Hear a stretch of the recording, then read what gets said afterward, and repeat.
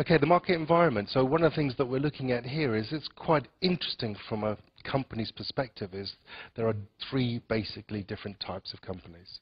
There are those companies that make things happen, and we could see those, and examples of that are people like Apple. Those that watch things happen, and sort of see, looking at maybe as not the leaders, but the challengers or the followers.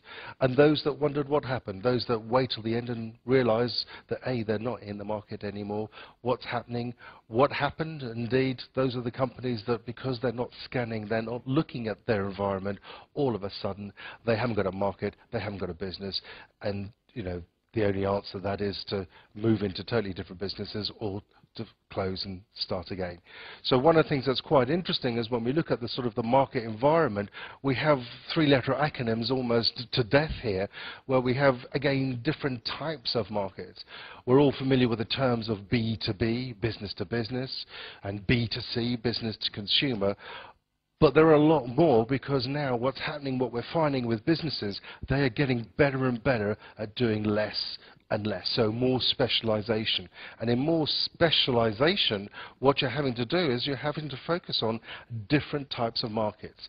So a couple of things that we can see here that are quite interesting is G2C. Again, the G would stand for government. Government to consumers, well, that might be consumers, but we might need to change that and call them citizens. So government to citizens, or indeed citizens to government. So you can pay your taxes.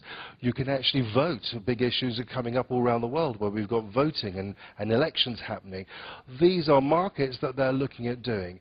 And the other issue that also becoming more important is that E to B and B to E. The E there would be standing for employees. They're a market in themselves. So we would have situations like business to employers, because a lot of companies are looking at being employers of choice, EOC.